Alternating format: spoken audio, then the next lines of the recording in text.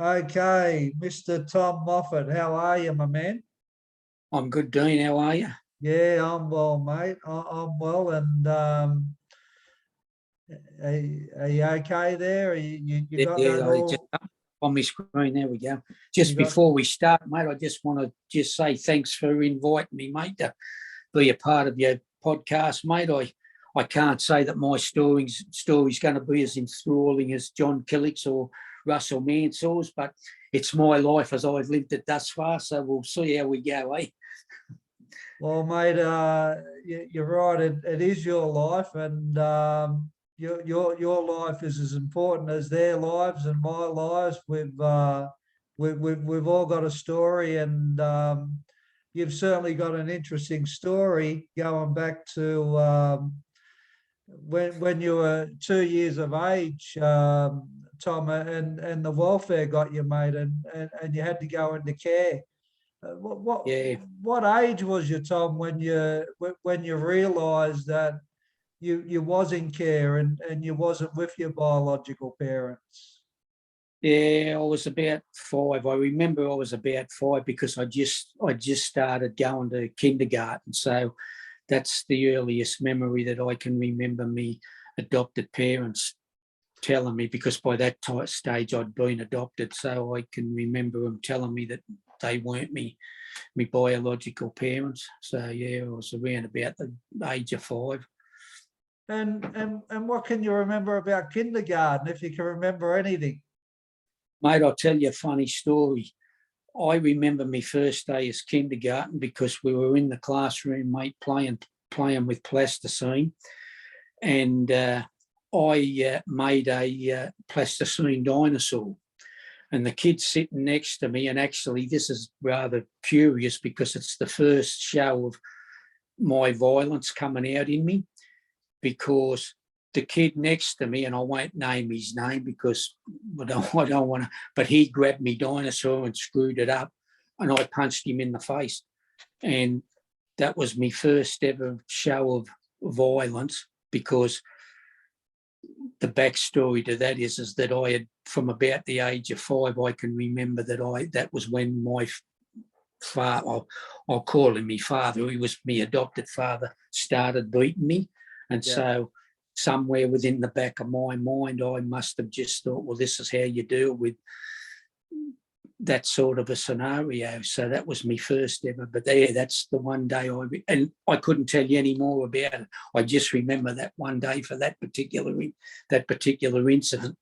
Yeah, interesting. And after kindergarten, Tommy, where did you go from there? You're in Redfern, or you're in those No, well, areas? I originated from Redfern. That's where I was born, and that's where we lived. That's where we lived when I got taken. We lived in Redfern Street, 66 Redfern Street, actually, directly across the road from the Great Redfern Oval. And I'm told by my older siblings that we used to actually stand on our front veranda and watch the likes of Sattler and Sims and McCarthy doing a bit of extra training on the field outside of Redfern Oval, and they would every now and then run up and down past our house and that. And we used to stand there with kids. I don't have any memory of it, but they tell me that's what we used to do. So yeah, so I was born there, and that's where the welfare took us, out the front of that house.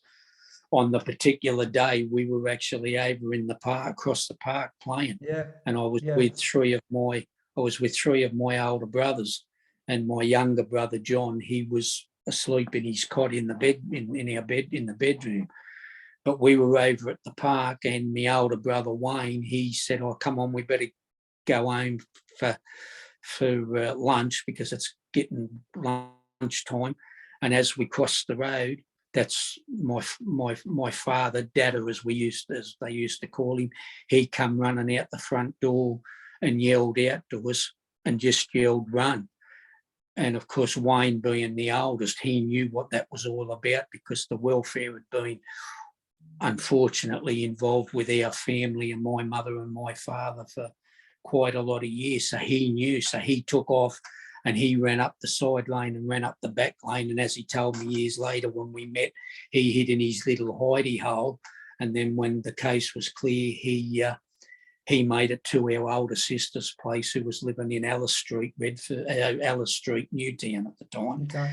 And he got there, but then they grabbed me and the other two brothers and whisked us away, and never saw me mother and father again, or never saw me brothers and sisters until many years later.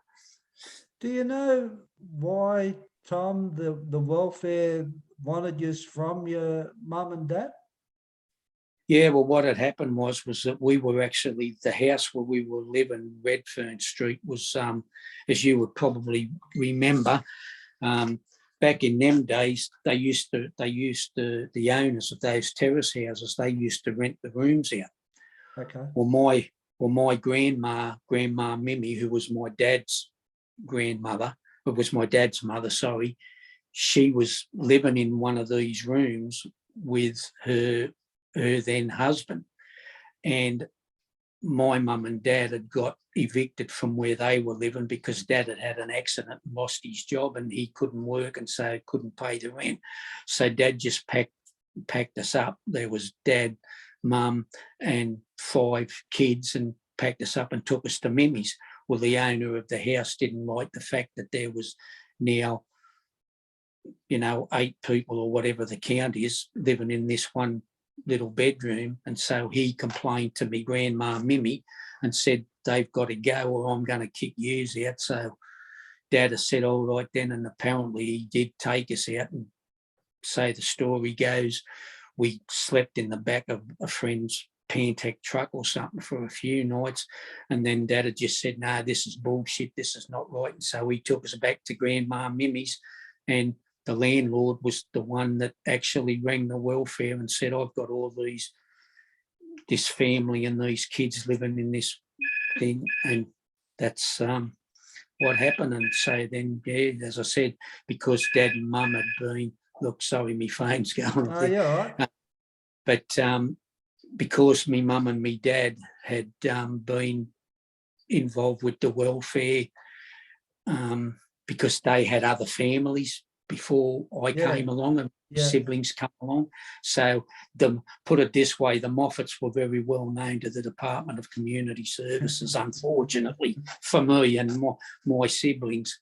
And it was it was pretty common knowledge that the welfare used to get involved in a lot of disputes back in the day, as far as people telling them about other people, kids not going to school. They were like, they were like the enemy, the welfare. I can remember as a kid. I used to get threatened by them for not going to school, Yeah. If you don't go to school, the welfare is going to get you.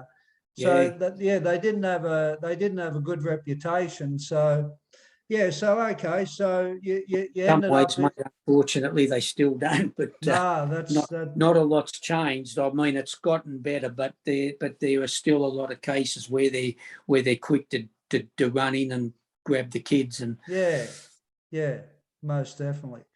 So you end up with other people. What was that like? With the people that were looking after you.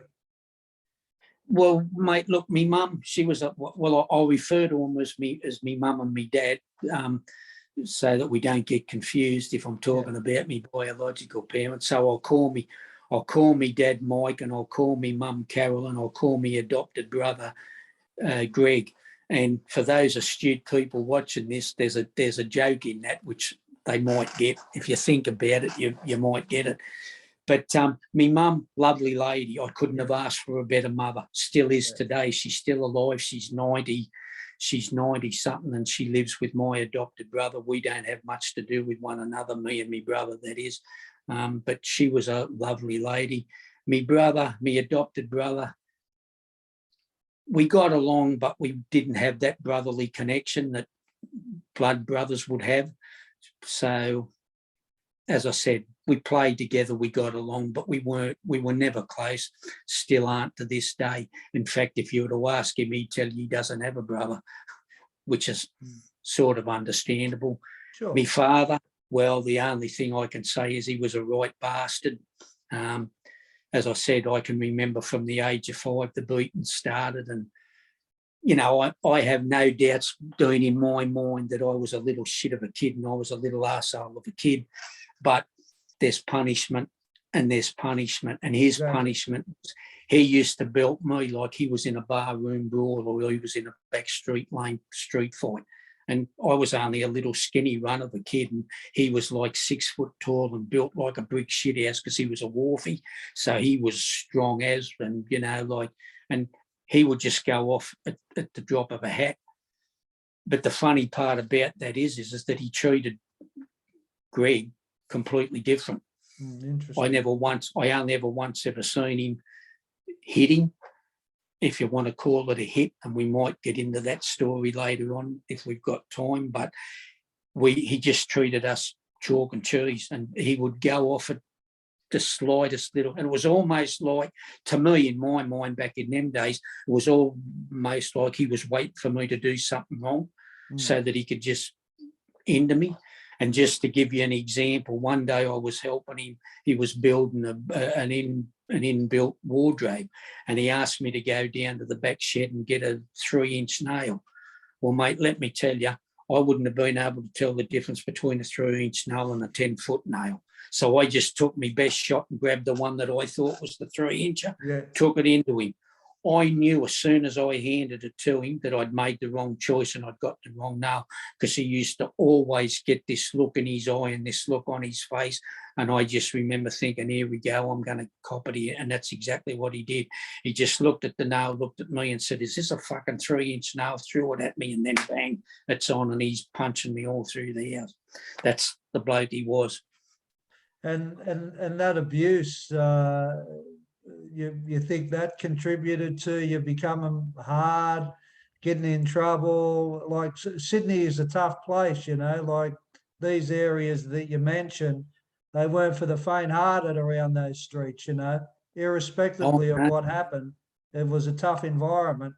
That's right, mate. It hardened you up, or like, what you... Most definitely, mate. I mean, this is going to sound like a stupid thing to say, because for as much as I hated what he done to me, in some ways now as I'm older, looking back at that time, I'm glad that he did what he did, because what you just said, it toughened me up and hardened me up. Because when I ran away from home at the age of 13, I had to learn very, very quickly, as you would understand, to be able to stand up and fight for myself.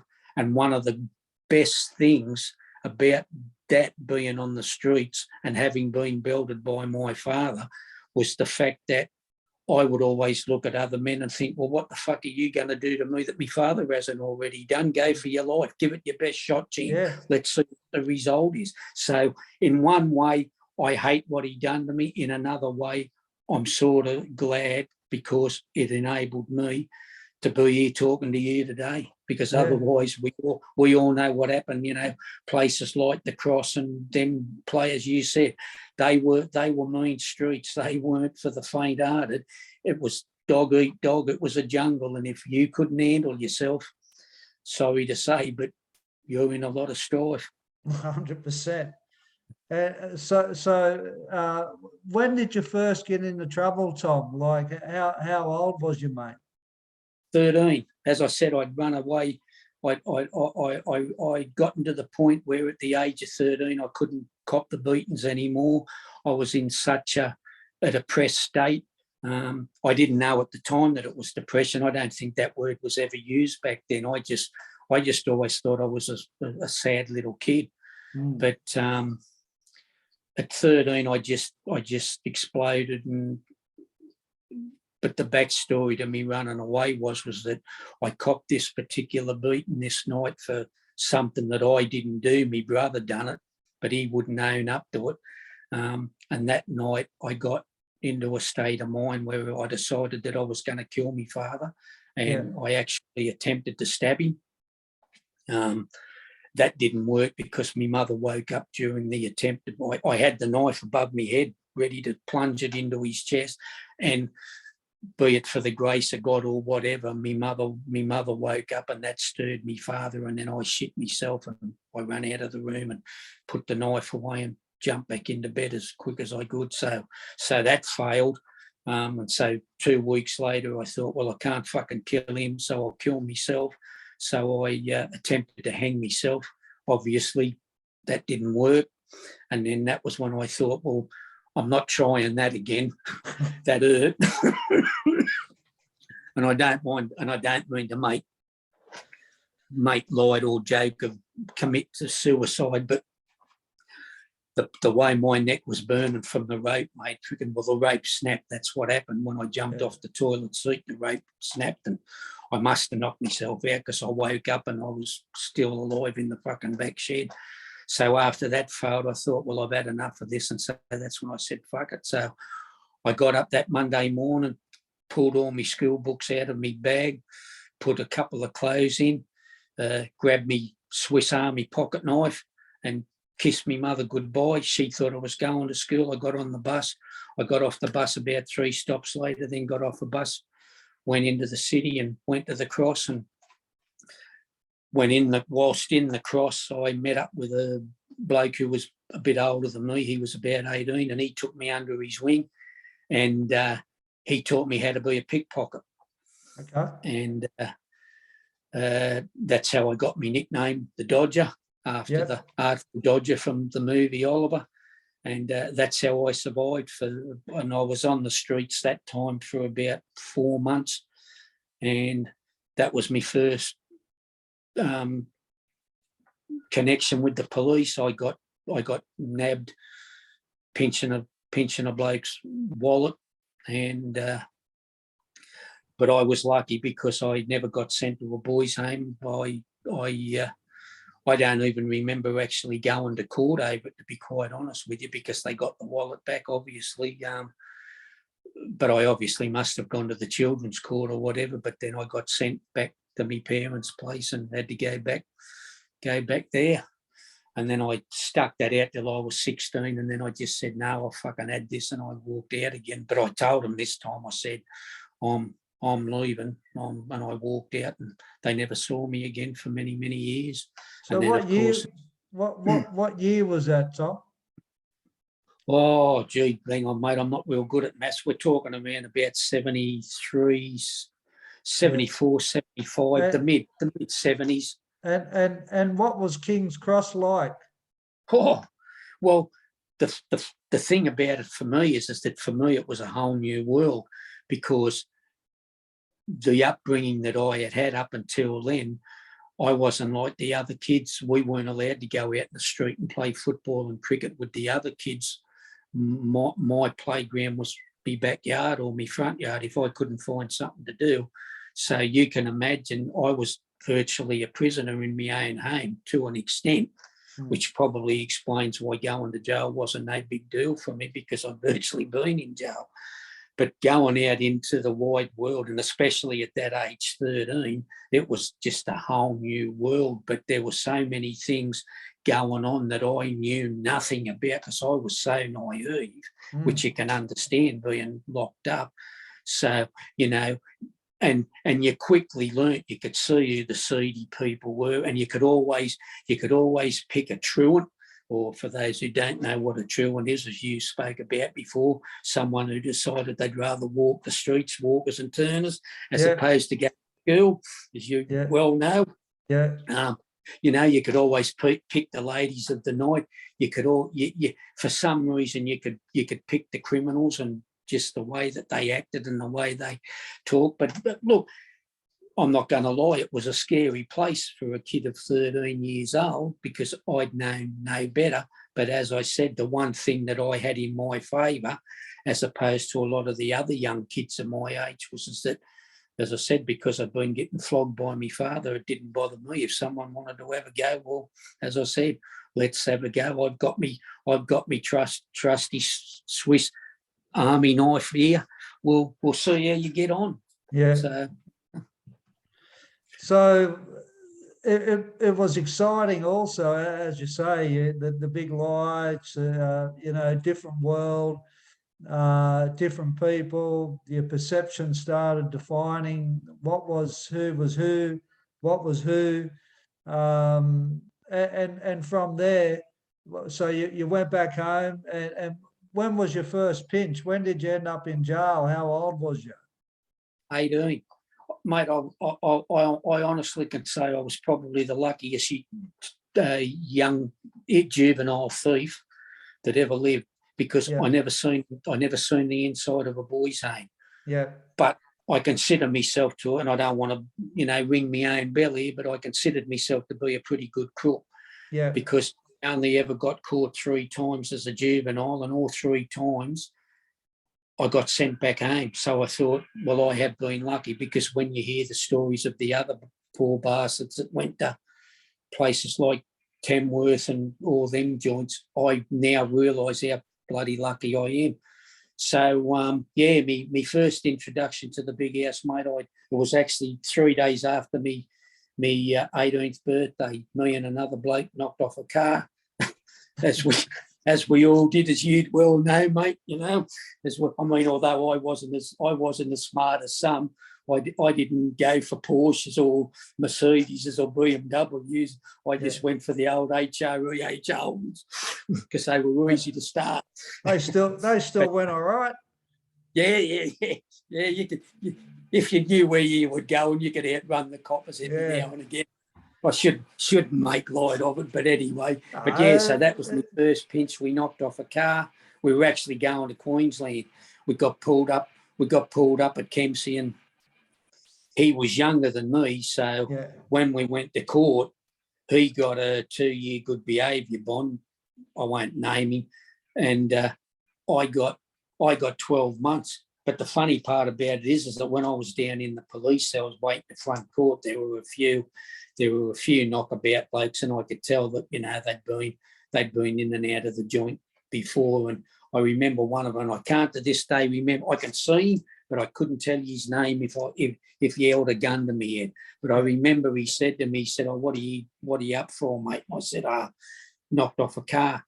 He said, "How many times you been in strife?" I said, "Oh, this is my first pinch, mate, really." I said, "Had a couple of juvenile things, but nothing major."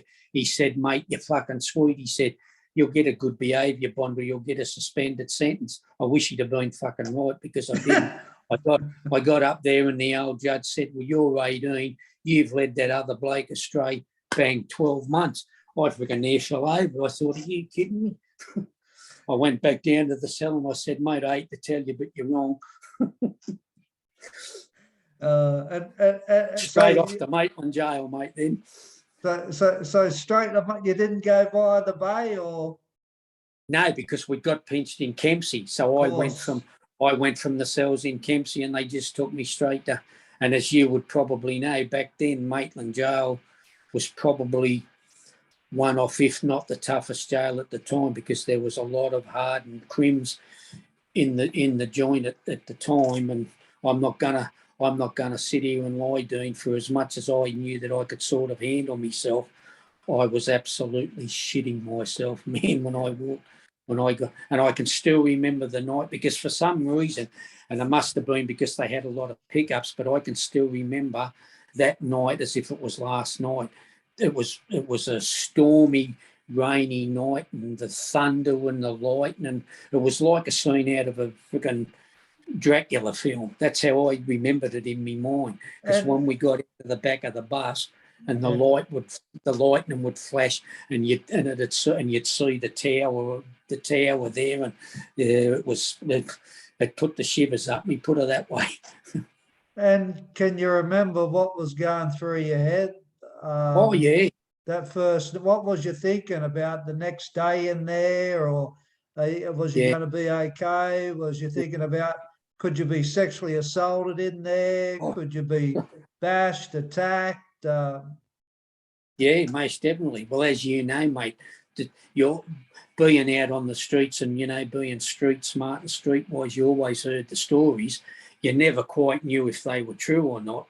Yeah. But then when you met somebody who said, "No, it happened," well, put it this way, for the people watching, the stories were fucking true. Yeah. Sadly, in a lot of people's cases. But no, that first night, had it have not been for the fact, and I can honestly say this, had it have not been for the fact that there were 2 other blokes in the cell with me, I'd have hung myself with the bed sheet.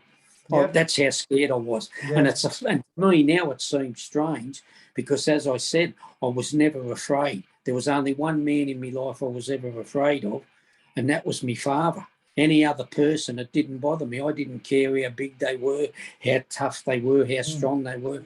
Like I said, you're not going to do to me any worse than what my dad's doing. So what my dad's done to do it. So I was, as you said, the thing that I was the most scared of was I can handle a beating and I can cop a beating, but the sexual part of it was the part that I was genuinely scared about. And, you know, when that cell door opened the next morning and they took us up to reception to get our greens and give us our number, because, as you know, back in them days they didn't refer to you by name, you were just a number.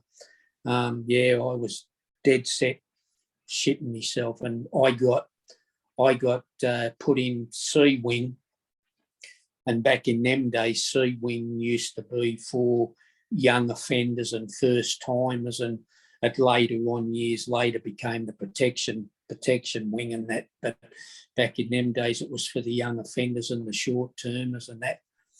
But when I got to C wing, the funny part was, as I said, it was the longest walk from that reception to C wing that I can remember, because everybody's looking at you and people are saying things and you're thinking, oh, Christ, here we go. And I actually remember I walked past, I had to walk past A wing to get around into C wing.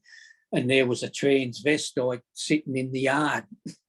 And I'd seen them before, but I just happened to look, and she looked at me and in this deep voice said, I might look like a woman, but I fight like a man. And I thought to myself, well, love, I hate to tell you, but you don't look that much like a woman. But anyway, we'll deal with that if need be later on down the track. But I got into C wing, and the screw said to me, go and see the sweeper, and he'll give you your sugar. And because back in them days they used to give you sugar, and they used to give you coffee, and they even used to give you a swire tobacco back then. And but the backstory to what I'm about to tell you is that when I was living in the streets of the Cross, I ended up getting involved with a little crew of, back in them days, we used to be known as Sharpies. You probably remember the Sharpie. Yeah, I remember them, yeah. Well, I ran around with a little crew of 6 Sharpies, and two of the blokes who were basically our leaders, they were brothers. They actually come from your way, Balmain. So we had sort of parted company because I'd been pinched earlier on, and those stories might be for another time. But when I knocked on the sweeper's door, as I said, I was shitting myself because, again, you heard all the stories, and I didn't know if this bloke was going to grab me and look at me, and because I was a bit of a pretty boy back in them days. I've lost a bit of me looks these days, but you still look all right. Thanks for saying so, mate. But you have got your glasses on too, so I must be doing all right. I was going to say, but I just realised you have got your glasses on. But anyway, when the door opened, darn and behold, who should be standing in the doorway but me mate Danny that I used to knock around with in the little crew. Yeah. So the moment, and he just looked at me and laughed and said, "Fancy fucking meeting you in here, Dodger." Yeah. And once I seen him, all the fear just drained out of my body. Yeah.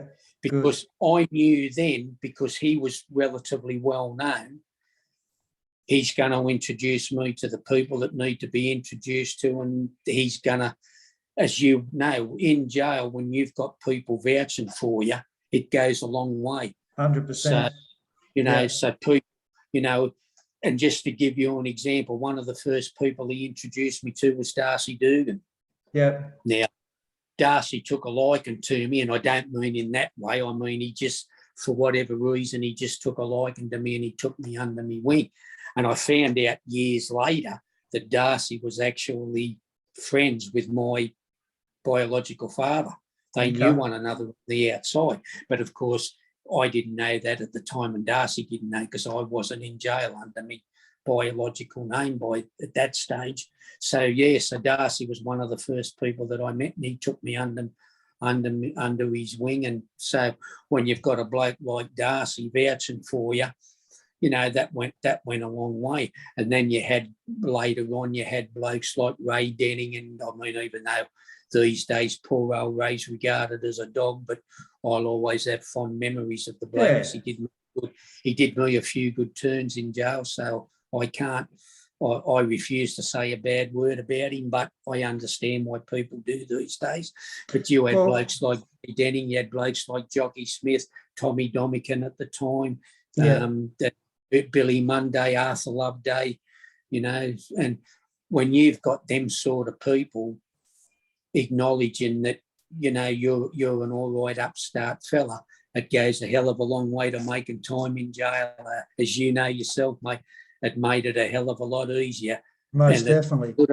And that's not to say that things didn't happen. I had a couple of incidences that took place where blokes tried to have their sexual favours taken out on me, but luckily I got out of it. But yeah. I found over the years, being in jail and being outside of jail, I had a lot of fears in jail, but 99.9% of my fears in jail never ever come true. That doesn't take away from the fact that it is a scary environment. But I can remember a few occasions where I was in a real bad situation a few times, and it could have went either way, and and I don't know what it was, Tom. I call it for the grace of God these days, because I do believe in a God, that something used to come over me when I was in scary situations where I understand. I would actually surrender to it. And it was like I knew I was potentially fucked. Yeah. So I'll just play the hand here, because I can't do anything but play the hand. So if the hand goes to whatever, it's going to go on the table. Yeah, that's right. Yeah. I'll just have to go that way, and whatever comes out of that what will be will be. But it never ever got that bad. Yeah. I was in fights. Yeah, I got bashed a few times. I beat a few. I won fights. I lost. I got attacked a few times here and there, but I never got that maimed or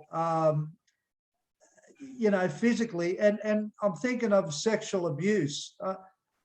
I don't know what it was with me, but I never had that fear of that sexual abuse, but I seen a lot of it. I seen a lot of young kids succumb to it, and I used to think, well, that's just shit that happens in jail. But now at 57, looking back at it, I can see these poor friggin' young fellas, exactly. and they were really bloody scared, mate. And they got taken advantage of by these older people. And it's a really bad environment. And I can remember also when I was in rehab years later, and I could never understand, Tom, if people were scared in jail. Like I couldn't comprehend fear. And I had a bloke say to me once in the rehab, he said, when I used to go to my cell, that's when it used to hit me. And I used to say, what used to hit you? And he used to say, I used to cry, and I'd go, "You cried?" He said, "Yeah." He said, "Dean, didn't you used to hear other men crying?" I said, "No." But as years have gone on, I've spoken to a lot of people back in the day, and they're telling me this stuff about what they're really feeling. I think I was so desensitized, Tom, from an early age, mate, that I couldn't even comprehend to feel fear. But mate, I can, it's phenomenal what we all go through in those environments. And I can remember one time where I heard my co-accused was going to murder me, right? He was alleging that I gave him up for the murder that I got pinched on. I didn't give him up. I said the wrong thing in the record of interview, and I was 13. So be it. But I thought, okay, I'm going to die. And I went to the Bible, Tom. And I'd never ever gone to the Bible in my life before. And I started looking up fear in the Bible. And I started reading it, and it said, have faith, trust, don't be scared of anything. You're going to be okay. And as soon as I seen that, I closed it up when I'll be sweet. And I didn't die. He did, and he was there, all good, Dean, how are you? I said, yeah, I'm good. But the other thing I wanted to hit on with fear in jail, I think it's sad, Tom, and I said this to John, I've said this to other people that have done jail, that the general public has got this perception of people that go to jail where, they're intrigued by it and it's interesting. But little do they really know, Tom, about the stuff that you're talking about. Yes, that's right. What goes on beyond the football. Little do they know about so many people in those situations that you're talking about that are absolutely petrified in these environments. Now, when I talk about I wasn't petrified in there, I look back now and see I was, Tom. But I couldn't identify it back then. I couldn't see it back then. And these people, some people in the community, jail and prison, and it's interesting, and criminals and this and that. But what a lot of people don't see is the stuff that you're talking about. They don't see the brutality side of it. Like what it really is to live it. Yeah. And like you said, and the effects it has on you, like the psychological effects from it, I'm still dealing with it. Yeah. But see, like you said, mate, it's very true. What I relate to everything you said. And the thing was that fear, that was what they looked for. Once you showed them fear, they had you. That's why. And unfortunately, as you said, I saw it too. I saw so many young blokes, and I used to think to myself, why don't you just stand up to these bastards? Not everybody can. That's the problem, as you know, Dean. Not everybody can. We're not all born fighters, and That's right. And I used to say to a lot of blokes, because I was one of them blokes, if I saw somebody standing over another bloke, I couldn't help myself. I had to stick my head straight up. Pull your fucking head in, leave him alone. That's if right. you want to fight somebody, fight me. I'll fight, because and 9 times out of 10, I mean, the odd bloke would back up, but 9 times out of 10, they just look at you and walk away. Didn't want to know about it. And that's what I used to say to them. I used to say, see, if you stand up to them, mate, they won't bully you. And I remember listening to your podcast with John when he talked about the chess game and the bloke hit him over the head with the thing. Now, it's funny and then it's laugh and we get a laugh out of it. But as John said, if he hadn't have then backed up, that bloke would have had him. That's right. All the time. And so that was the thing. You couldn't allow fear. But I also relate to what you said about the situation when you said about, being calm, because that was one of the tactics that I used to use. I used to always calm the other person down, because I learned very early in life that if you're trying to deal with somebody that's agitated and aggravated, you're not going to get through to them. And if we've got time, this little story you were talking about, I had a situation where I was in this cell with 2 other blokes, and I got taken out of that cell and put into another cell. I found out some time later through my mate Denny that the bloke had set it up with the screws.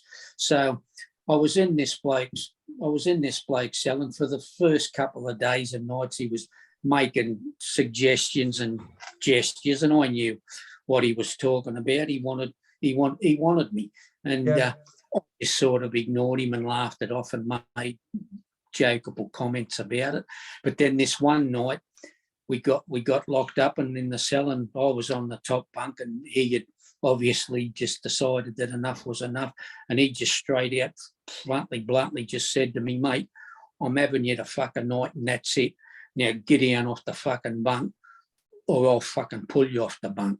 Now, at that point in time, I went into street mode, and I just thought, okay, first thing I've got to do is I've got to calm this bloke down. Because if I'm any chance of getting out of this, he can't be angry. So I lulled him to a false sense of security, and I said to him, man, I said, mate, there's no need for fucking violence. I said, you want to fuck me? I get it. You can fuck me. I said, there's one condition.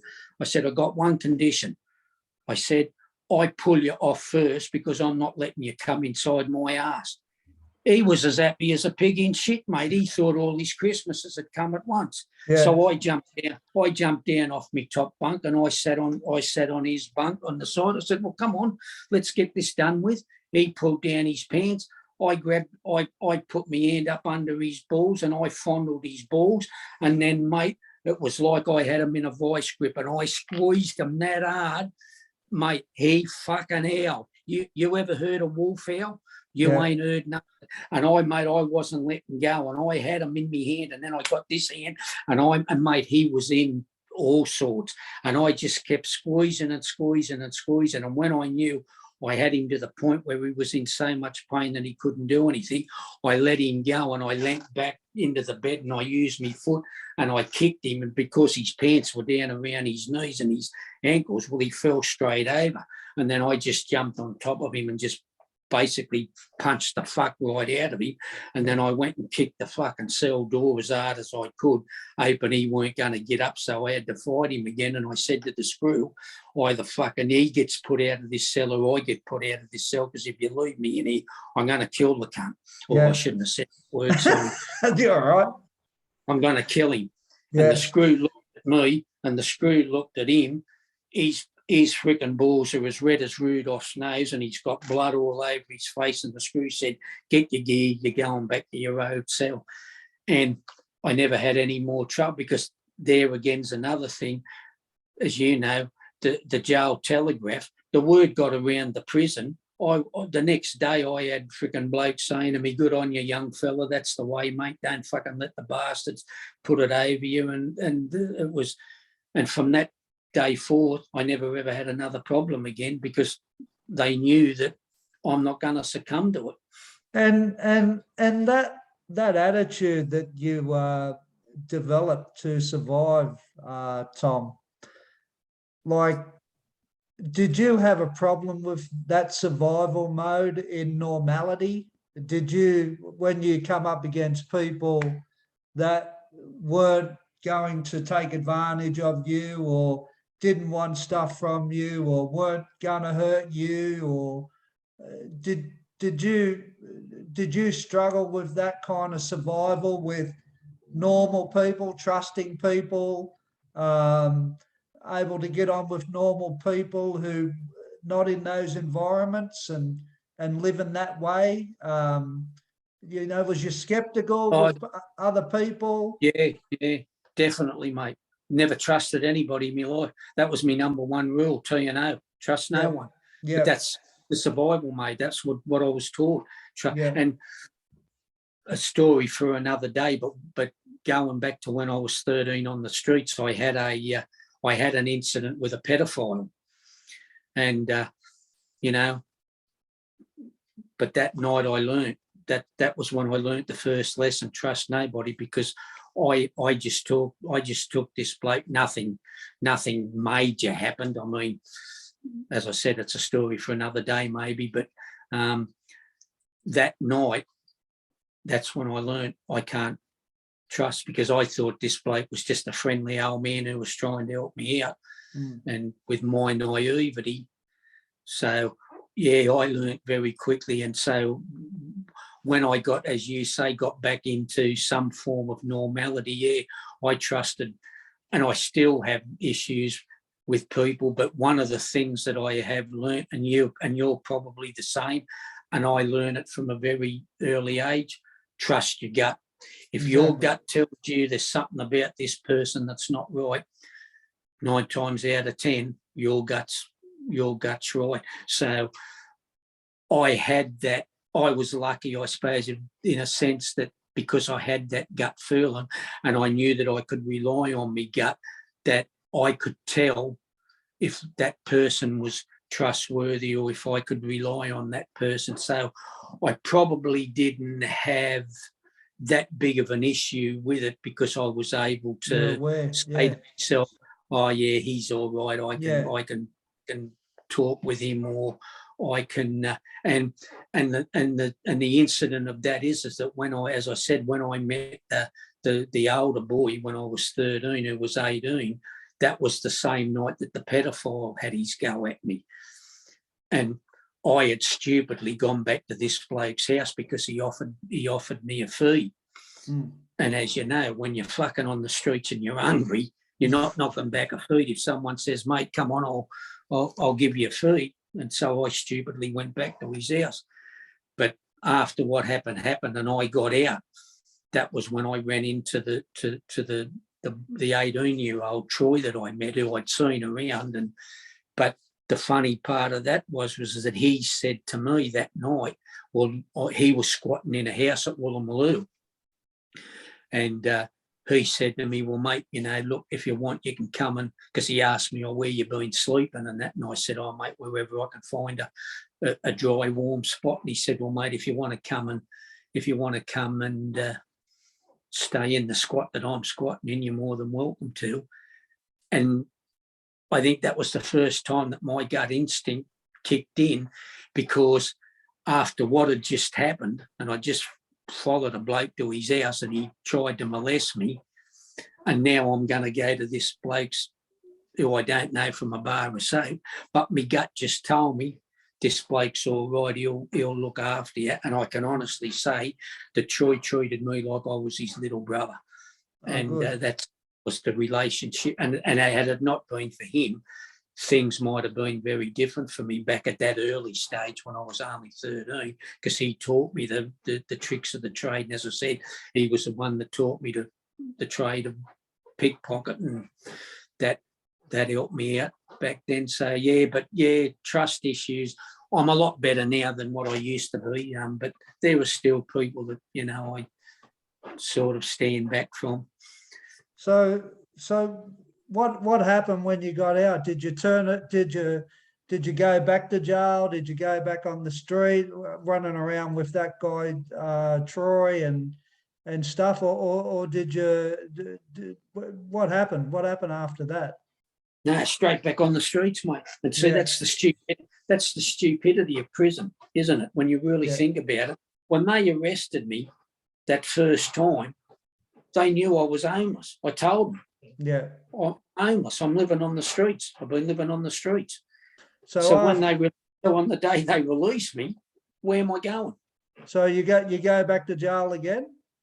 Yeah. I went back to the cross and just went straight back into the old. But of course, I got back into the little gang, and as you were talking about with John, and you said it yourself that you found that the crimes went from here to here. Yeah. Because, like yourself, I went from a position of being a pickpocket, walking around with a Swiss Army knife in my pocket, to carrying a gun. And I'm not going to get into too much of what we allegedly did, because up until now, there's been no knock on the door to say, there's no feeling of the collar and come with me if you please, sir. So I'll let's just say it was alleged that we did certain things that required the use of a balaclava and a firearm, but Yeah, sure. touch wood, up to date, nothing's come of it. But yeah, so I progressed from there, and then but I became I was a very violent person. So, and I never looked for a fight, and I never looked to start a fight. But if someone said something to me, my response would be, well, let's sort it out the only way, as you know, how it used to be done in them days.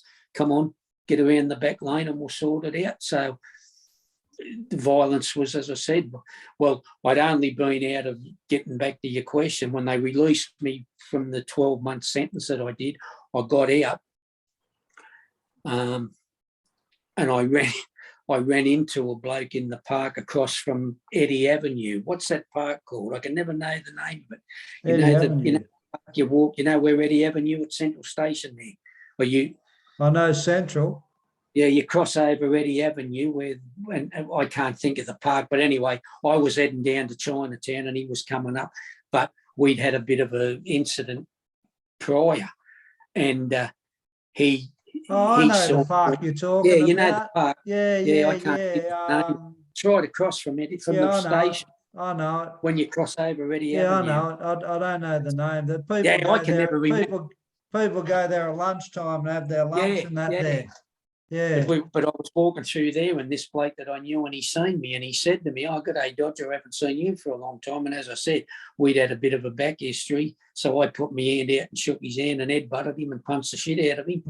And silly me went back to where I always used to go, and you may or may not know this place, but across the road from Central, there used to be a shop, and it was called the Oceanic Cafe, and it was run by an old lady, and it was run by a mother and a daughter.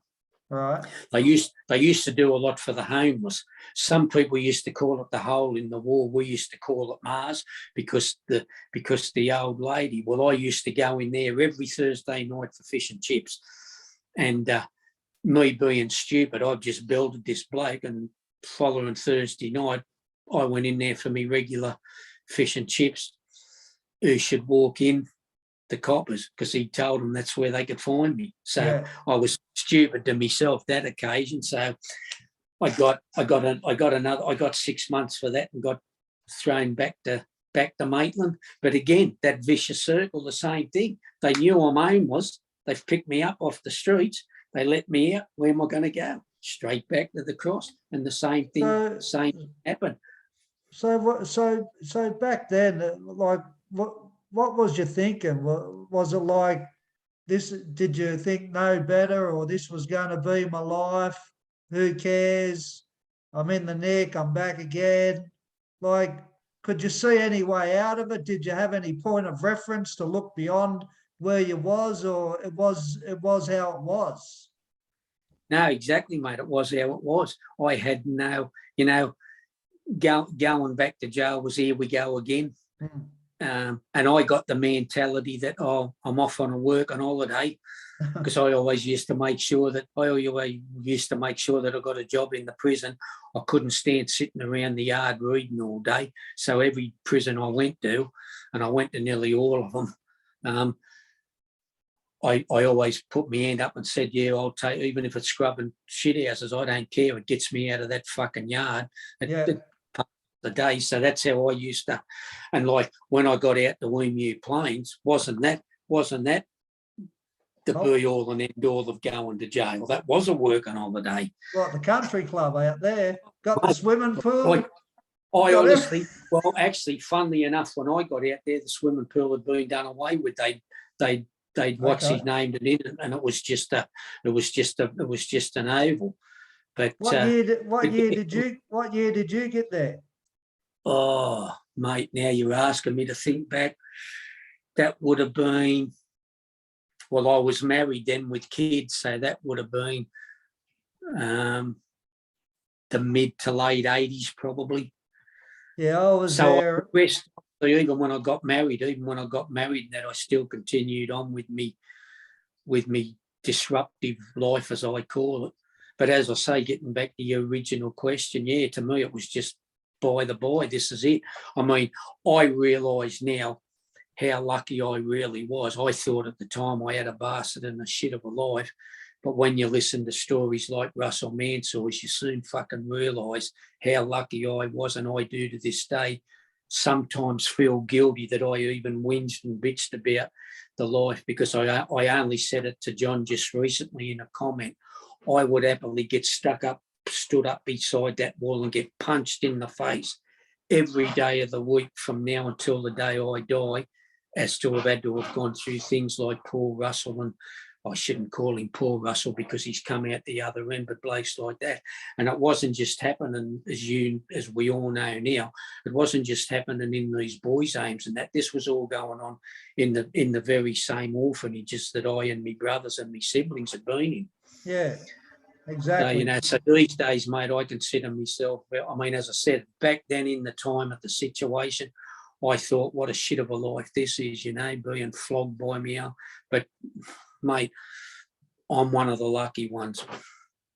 Irrespectively, Tom, it does have some kind of psychological effect on you, mate. It's not it's not a nice way to live your life. And I know what you're saying, living in, fear and frigging what you've been through. Like, yeah, you are lucky, but we're all lucky too, mate. Like you've had a second chance and you've done something with yourself too. When did you turn it around? Like, what was it for you, Tom, where you come to a point where you've gone, wait there?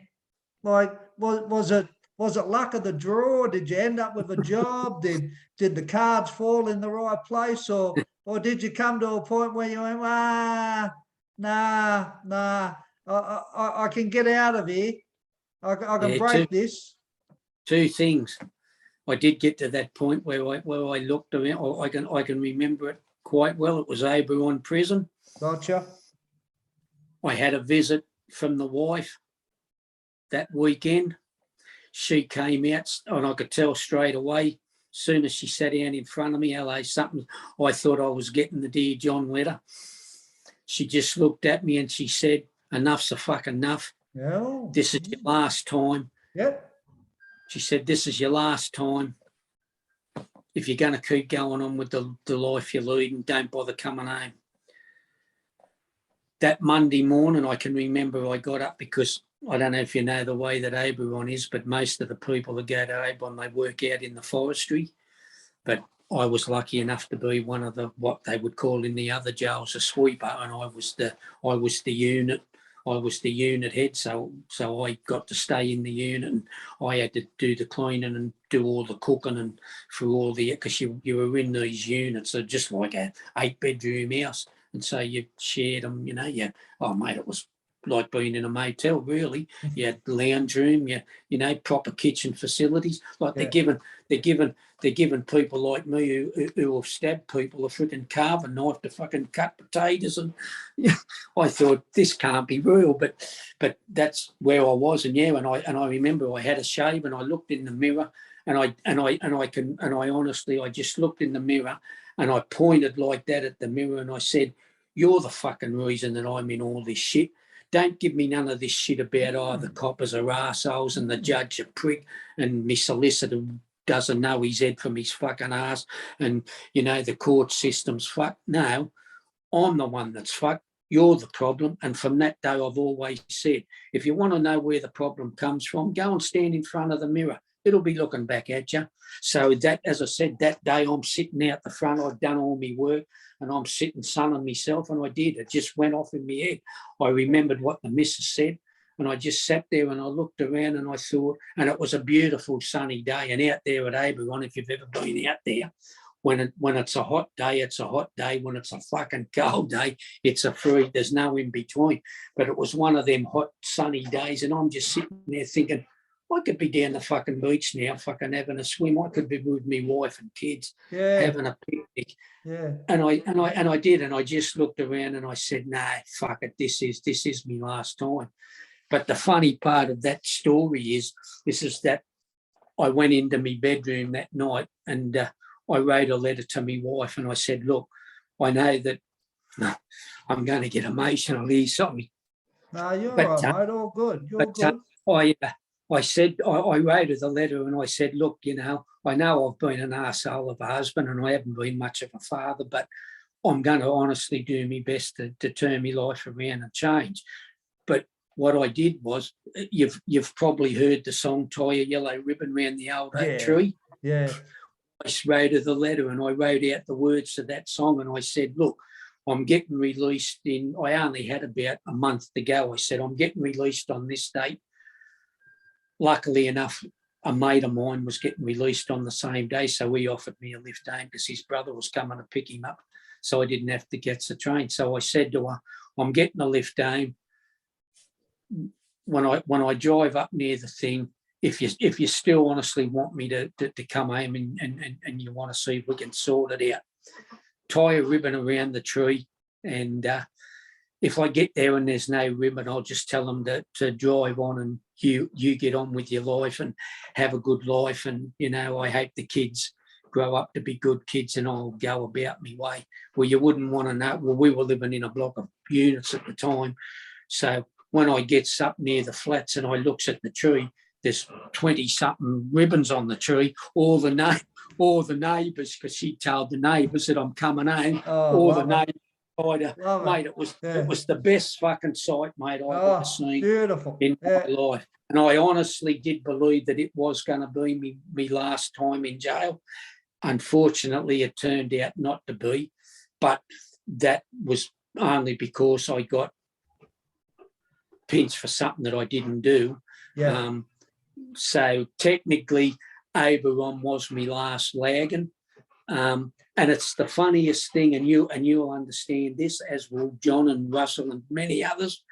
When I used to leave jail, and I don't know what made me do it, I can't even say why all the others used to do it, but I always used to look back, because the one thing the screws used to always do, see you next time, see you when you come back. Yeah. And I'd always say, yeah, right, no worries. And I'd always look back. But when I drove out of Oberon jail, when I walked out, I never looked back. And I remember the screw actually said the same thing to me, said, I'll see you next time you get here. And I didn't even look at him. I just looked straight ahead and said, no, you fucking won't. And I got in the car and I never looked back. But as I say, it should have been my last lagging, but I got involved in an incident up in Newcastle and I got accused of doing something that I didn't do. And so I had to spend a little bit of time in Maitland for about 12 months until I was able to get that sorted. But that was my last lagging. And I basically turned it all around from there. Not that I did much with my life or went on to achieve much, but at least I'm not robbing people anymore or committing crime. I think you're selling yourself a bit short. Yeah, you. And what year was it, Tom? Oh, that would have been. Would have had to have been the mid-90s, late 90s, I guess. So the mid-90s. It's 2020. It's not that long ago. So how's your life? So tell us about your life today and how's it been, mate? And what's happened for you? You've taken stock for yourself. You've admitted it. You've stepped up to the plate. You've gone, it's got nothing to do with anybody else. I'm good for it all. And as soon as you arrived at, things got better. Yeah, things got better, mate. It just things. Well, that's as I said before about looking in the mirror. The funny thing about it is, mate, a fucking miracle happened. I hear all these people all the time saying, the coppers are following me, the coppers are harassing me. You know what I mean? But the funny part is, Dean, ever since I stopped committing crime, I've never had to deal with a police officer. Exactly. I've never had to deal with a judge. I've never had to deal with a screw. So without being disrespectful to all these others, I don't, bullshit. It is. Yeah, okay, we all got followed by the coppers, but if you're not doing nothing wrong, let them follow you. I couldn't give a rat's ass. If they want to follow me and waste their time following me, if you're not doing nothing wrong, then nothing's going to happen. And I say this, Tom, you're better off being in that framework, irrespectively if you want to do the things that's going to put you vulnerable to the position you're going to end up into. You're better off exactly. going into it knowing what you're doing. That's a better position than the other. Oh, mate, for sure. But Well, just mate, you'd be knowing like that, me. Yeah, 100, you'd be yeah, like me. You'd be like me, Dean. I yep. learned back then when I Oh, was fuck yeah. 13. Yeah, Rule number one, and that was actually Troy that taught me this. Rule number one: if you can't do the time, don't do the fucking crime. Now, I don't want to exactly. be disrespectful to people like John Killick and those sort of people, and to Russell and all these Sure. other crims, but don't whinge to me about freaking going to jail. You committed the fucking crime. Exactly. Come on, let's get realistic here. Yeah. I'm all for Kate and crims and all doing all that. I'm all for it. But at the end of the day, instead of trying to educate them once they're in the fucking rotten joint, let's educate them not to go in there in the first place. Exactly. Because if we didn't Exactly. commit crimes, we wouldn't be. And that's the thing. The thing that amazes me is I hear all these people whinging about how the coppers are all seasoned and this and that and all the rest of it. But a miracle for me is that I've never had to deal with them ever again. The day I decided not to be a crook anymore, it all changed. Now, how the fuck does that work? Hey?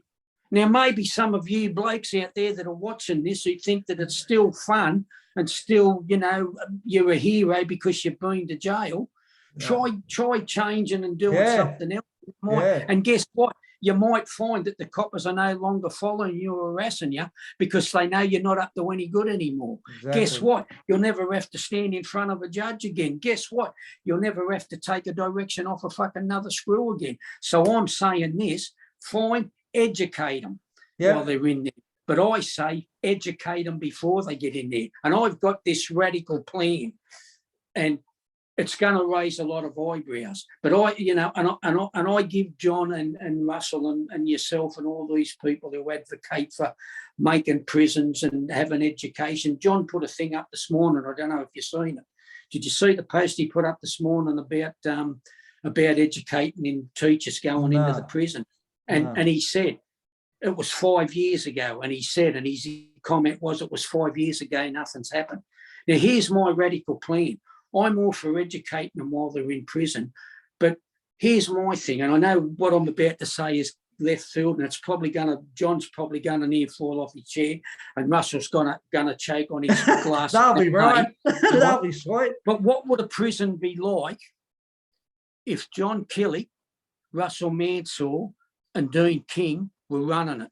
Now, I know you're going to say, I don't want to be a fucking screw. I never said you're going to be a screw. You're going to be an educator. You're going to be an educator. Yeah, it'd be good. Right? We don't even want to call it a prison. It's an educational facility, right? Exactly. But don't have Jimmy Bloggs and Harry Jones, who wouldn't know the first thing about being a criminal and being in jail. Get people like the John Killicks, the Russell Mansours, the Dean Kings, if you want to include me, the Tom Moffats. Sure. And have us running the educational facilities, because we have what those people in blue in them jails don't have. We have empathy because we've been there and done it. Yeah. It's a radical thing, I know, but if you think about it, it ain't that silly, because jails would be a hell of a lot of people if the people, and I know you probably wouldn't want to do it. I wouldn't want to do it. Could I lock a man inside a cell with a key and lock him in there, knowing that that's where he's going to be for the next 8 hours or so? Probably not. But who says that these facilities you have to lock the doors? That's exactly right. And the thing, the way I've done it, Tom, is I wrote that book, and in that book it talks about exactly what you hit on, and what you arrived at is the accountability. As soon as I got that accountability, it was all over. Done, finished, complete. And I'm very fortunate. I got it at 26, so I was very blessed to receive it at a very early age. And the power I found when I realized that I was accountable for all of it just took me to a whole new level. It empowered me so much. It gave me leverage to be anything that I wanted in life. I realized that how I'd lived prior to that realization of that accountability that you're talking about, that I could become anything in life from that experience that I had experienced. Struggle, overcoming things, risk-taking, phenomenal. You know, and on top of it, the accountability, not blaming people, taking stock of myself, you know, taking stock for everything that happened to me in my new life also. And that gave me so much power. And if only, as you say, be that people like us created a prison, other ways, you know, if only there was a system that we could find and we could implement and we could give young people about accountability. If only we could deliver something where it was effective, where they would get a light bulb moment at the time you got it and at the time I got it. Unfortunately, I don't think there's a system at this point in stage, but you've got to be radical to find the system. Yeah, definitely. It's a radical approach that will find it. But when you turned yourself around, what happened to you, Tom? Did you get a job? Did other things start fall into place? That accountability that you found in jail, did you use that accountability in your life also from there on out? Yeah, well, I tried to, but I found it, mate, I found it very, it's not something that I'm proud of, but I found it very hard to hold down a job. Yeah, for sure, mate. It is so hard. I went from job to job, and I mean, again, you talk about education. It's all good to educate people, but there's got to be a follow-on from it. And just as an example, when I went to Emu Plains, I worked in the piggery. I learned everything there was about running a piggery. Now, when I got out, I was living in Campbelltown at the time, and there was a piggery down at Appin. And I went down and applied for a job there because I thought, hey, you know what? I've just been 12 months at Emu Plains working in the piggery there. I went in for an interview, sat down with the boss. Mate, I told him that I'd been working in a piggery for the past 12 months. He started asking me questions, and I'm sure that he didn't think that I would know the answer to them. And I trotted them out like nothing, like I owned a pig farm my fucking self. And he was, mate, he was dumbfounded. He was stunned. I could see it in his face. And then, of course, he asked me the inevitable question: "Oh, where was the piggery that you worked at?" Yeah. What am I going to say? I'm not a dishonest person, mate. I tell it as it is. Hey, it was at Emu Plains Prison Farm. Yeah. Soon as I said it, I saw the change in his face. Yeah. Bang. Needless to say, I didn't get the job. Yeah. So, yeah, educate them, but there's got to be a follow-on. If you're going to educate them to do something, you're going to educate them to be a mechanic, you've got to give them a job to go to when you get them out. Exactly. But I digress there, and I forgot the question that you asked me. About changing. Yeah, mate, as I said, I found it very hard to hold down a job, but I did eventually get through a friend. I got a job on the Sydney City Council. There you go. And I started out as a labourer in the town hall. They were doing the town hall up, and so they put a little crew together, and I was with a crew of 5, a labourer there. And then when that work ran out, I swapped over and became a garbo and a street sweeper for the Sydney City Council, mate, and I loved that. I loved that job, but again, as I said, it just, things happened and I ended up giving that job away. But the streets, mate, I met so many, because my run used to be up the cross, and it used to take me down past the old Siebel townhouse. Oh, okay. And as you might remember, all the celeb, mate, I seen them all, mate. Rod Stewart, Elton John, freaking Julian Lennon. That's another great story. But you know, I used to see all these celebrities. I'd be sweeping, and they'd be coming in and out, and I used to, and I absolutely loved that job. But again, I made a lot of bad choices in my life, mate. You know, and I had that steady job, and then a mate of mine started his own rubbish removal business, and he said, "Mate, why don't you come and work for me?" And so I thought about it, and I thought, oh yeah, well, you know, I know Billy, and freaking why not? I'll go and work with Billy. At least I haven't got these other arseholes freaking pointing their fingers, telling me what I'm doing right and wrong. So I give up my job on the city council, went and worked for Billy. That lasted about 2 years. The business went down the Googer on without a job again.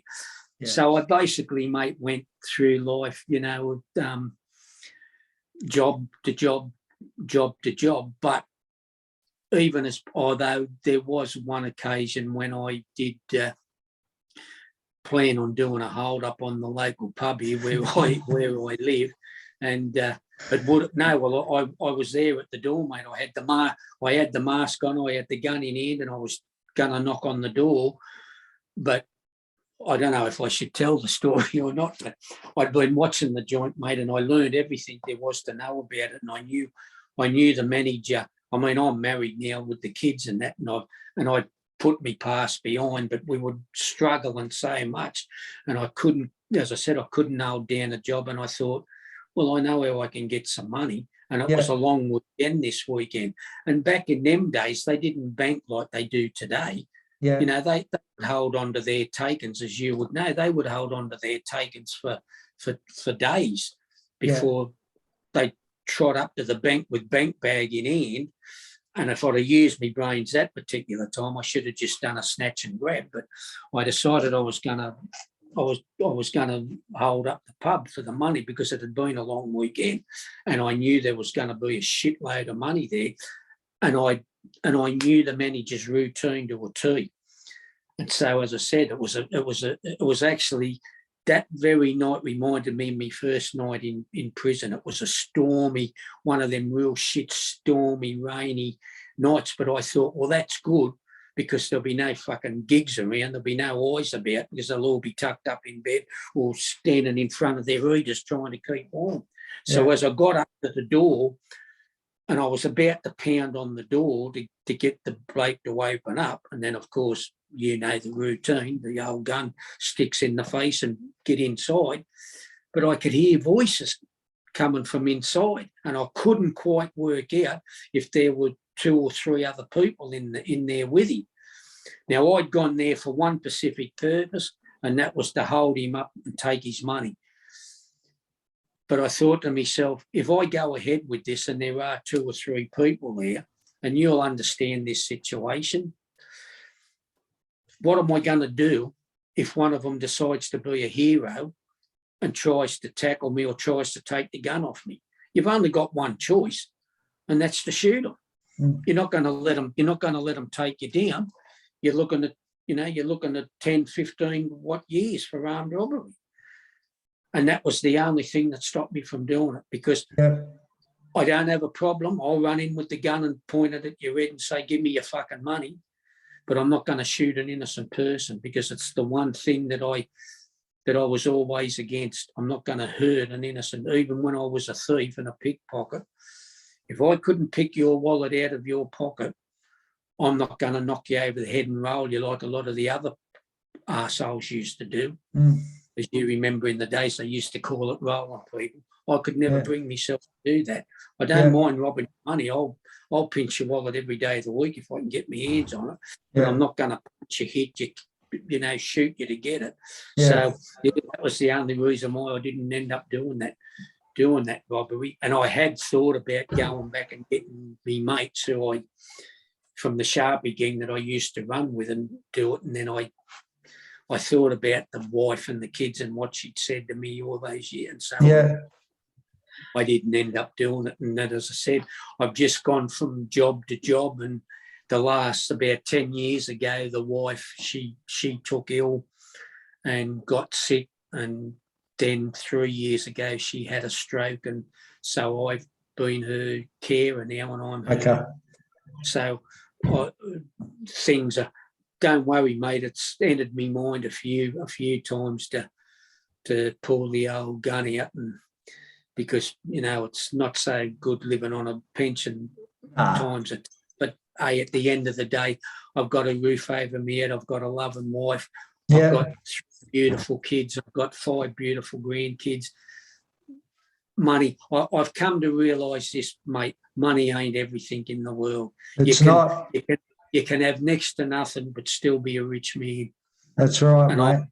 I'm one of the richest in the world right now. That's good, mate. Well, friggin'. Well, when saying that, I wouldn't mind having your portfolio. I had to get that in, mate. Sorry. No, you're all right. They all say that, but little do they know. I know they do. I know. Little do they know that I've been broke about 3 times through it. So, yeah. But anyway, mate, it was good having a yarn with you, Tom. Yeah, brilliant, mate. Yeah, it was good. It was good to hear your story, and yeah, thanks for sharing it all. You know, mate, I appreciate it. Maybe we can have another one because there's a lot more. Because we didn't even get into the fact that I've got me 28 brothers and sisters that I didn't even know that. But we'll do that another day. 100%. That's like everyone.